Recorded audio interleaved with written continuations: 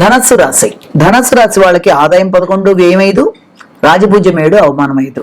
వీళ్ళకి రెండు కూడా అనుకూలంగానే ఉన్నప్పటికీ అయితే ఆదాయం కన్నా వ్యయం తక్కువగా ఉండి దాంతో పాటుగా అది లాభ ప్రక్రియలోకి వెళ్ళడానికి ప్రతిరోజు దాన ధర్మాలు చేయడం, ముఖ్యంగా అన్నదానానికి సంబంధించి భగవంతుడి దగ్గర 2 చిన్న చిన్న గ్లాసుల్లో కొంచెం బియ్యం పెట్టి దాన్ని తీసుకెళ్ళి 10 రోజులు ఒకసారో 15 రోజులకు ఒకసారో అన్నదానం జరిగే ప్రదేశంలో దేవాలయాల్లో ఇవ్వడం కానీ, లేకపోతే ప్రసాదాన్ని వితరణ చేసే ప్రదేశాల్లో ఇవ్వడం కానీ చేసినట్లయితే ఆ రకమైన దానివల్ల ఆర్థికంగా వీళ్ళకి ప్రయోజనకారిగా ఉంటుంది.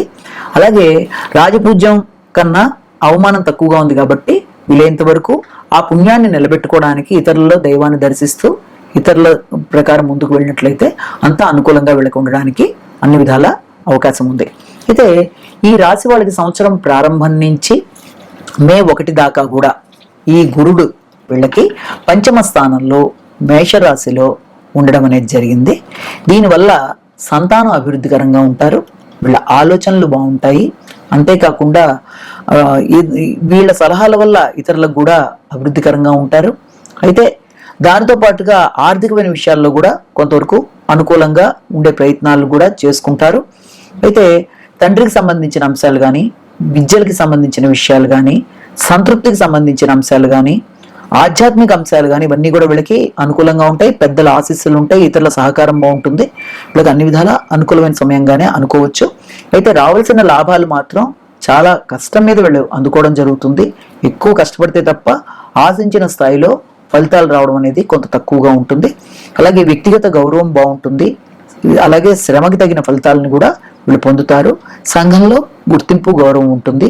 వీరి మీద వీరికి ప్రత్యేకమైన శ్రద్ధ కూడా ఉంటుంది. ఇవన్నీ ఏప్రిల్ మే 1 దాకా గురుడు మేషరాశిలో ఉన్నప్పుడు. అదే గురుడు వృషభ రాశిలోకి ప్రవేశించడం జరుగుతుంది. అప్పుడు షష్ఠ స్థానంలోకి గురుడు వెళ్ళడం, శత్రుక్షేత్రంలోకి వెళ్ళడం వల్ల మే 1 నుంచి సంవత్సరాంతం వరకు గురుడు వృషభ రాశిలో ఉండి షష్ఠ స్థాన స్థితిలో ఉన్నప్పుడు వీళ్ళకి శత్రువులు వీళ్ళని ఇబ్బంది పెట్టడానికి చేసే ప్రయత్నాలలో కూడా వీళ్ళు విజయాన్ని సాధించగలుగుతారు. అలాగే శత్రువులతో పాటు రోగాలు, రుణాలు మొదలైన వాటిలలో కూడా వీళ్ళకి అనుకూలతే గోచరిస్తోంది. అయితే ఎక్కువ కృషిశీలతతో అనుకున్న విషయాలు సాధించగలుగుతారు. అంటే బద్ధకం లేకుండా కృషితో ఏదైనా నైపుణ్యాలు పెంచుకుంటూ ముందుకు వెళ్ళగలుగుతారు.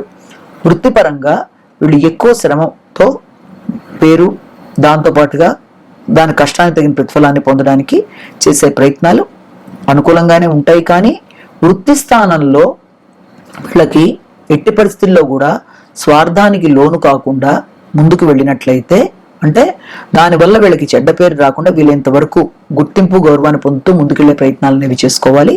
అలాగే ఖర్చులు అనేవి కూడా చాలా ఎక్కువగా ఉంటాయి, ఆకస్మికమైన ఖర్చులు. దానివల్ల తట్టుకోలేని స్థాయిలో ఉండే ఖర్చుల వల్ల కూడా కొంత చికాకులు అనేవి వీళ్ళకి అధికంగా ఉంటాయి.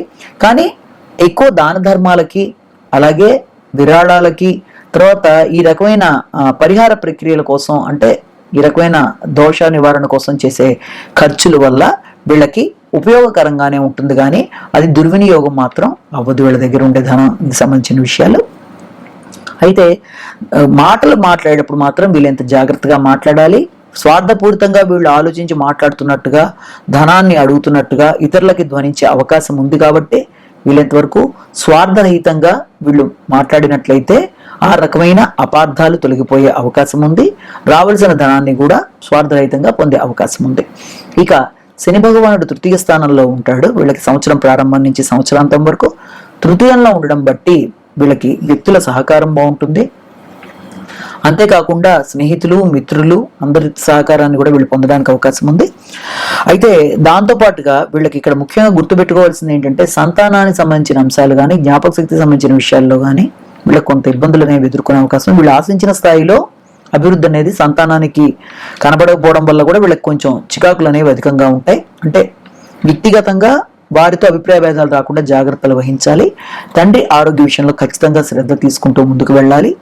ఆకస్మికమైన ఖర్చులు, అనుకోని విషయాలలో ఇబ్బందులు, అలాగే ఏదైనా కొందామని చేసే ప్రయత్నాల్లో నష్టపోవడం, వీళ్ళని మోసం చేసే అవకాశాలు ఇతరులకి అధికంగా ఉంటాయి. కాబట్టి కొనుగోలు విషయంలో కానీ, జాయింట్ వెంచర్స్లో కానీ వీళ్ళతో జాగ్రత్తగా ఆచితూచి వ్యవహారం చేయవలసిన అవసరం అయితే ఉంది.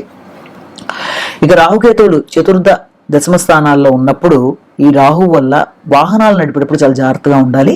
అలాగే గృహ వాతావరణంలో కూడా చాలా జాగ్రత్తలు తీసుకోవాలి.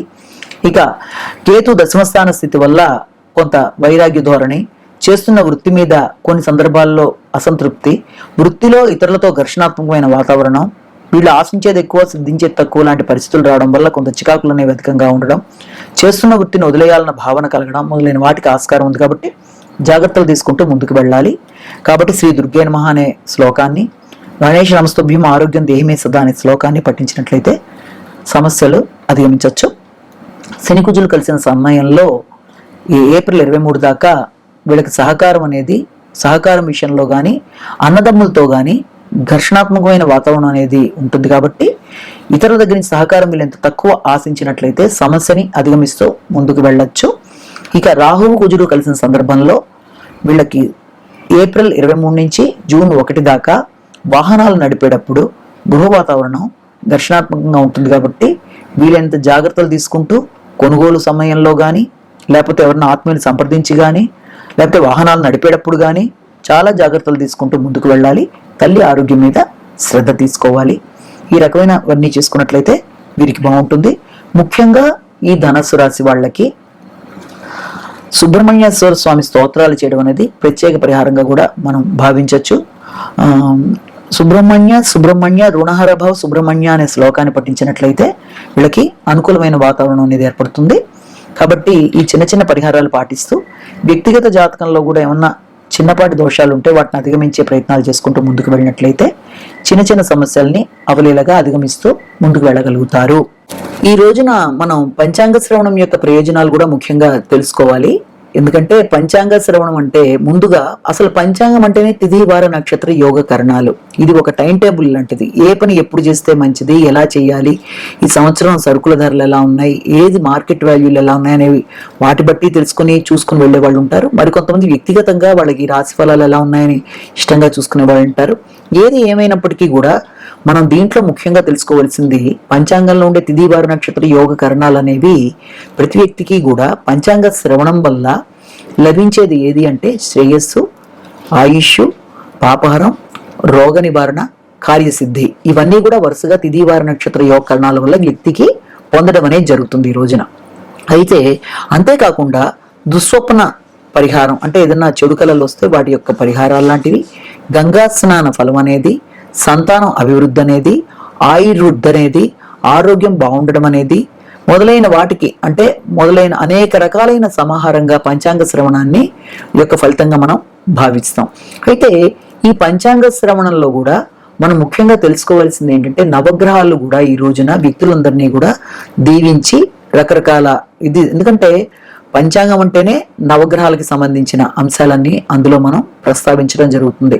అది రాశి ఫలాల్లోనైనా, ప్రతిరోజు జరిగే కార్యక్రమాల్లోనైనా, దినఫలాలైనా, అలాగే తారాబలం, ప్రతి దాంట్లోనూ నవగ్రహాల యొక్క ప్రభావం ఉంటుంది. కాబట్టి ఇందులో ముఖ్యంగా పంచాంగ శ్రవణం వల్ల వ్యక్తులందరికీ కూడా సూర్యుడి వల్ల శౌర్యం అనేది, చంద్రుడి వల్ల ఇంద్ర సమానమైన వైభవం అనేది, అలాగే కుజుడి వల్ల శుభం, శుక్రుడి వల్ల సుఖం, గురుడి వల్ల ఐశ్వర్యం, అలాగే శని వల్ల ఆయుర్దాయం, బుధుడి వల్ల బుద్ధి, రాహు వల్ల బాహుబలం, అలాగే కేతు వల్ల కులాధిక్యత మొదలైన వాటన్నిటినీ కూడా నవగ్రహాలు దీవించి వ్యక్తి మీద ప్రసరింపజేస్తాయి. కాబట్టి ఈ రోజున తప్పనిసరిగా పంచాంగ శ్రవణం చేయడం, లేకపోతే పంచాంగ శ్రవణం జరిగే ప్రదేశాలకి వెళ్ళడం అనేది, పంచాంగాన్ని పూజ చేయడం అనేది, ఇలాంటివన్నీ చేసుకుంటూ పెద్దల యొక్క ఆశీస్సులు తీసుకుంటూ, కుటుంబంలో ఉండే పెద్దల దగ్గర నుంచి ముఖ్యంగా వారి యొక్క ఆశీస్సులు తీసుకుంటూ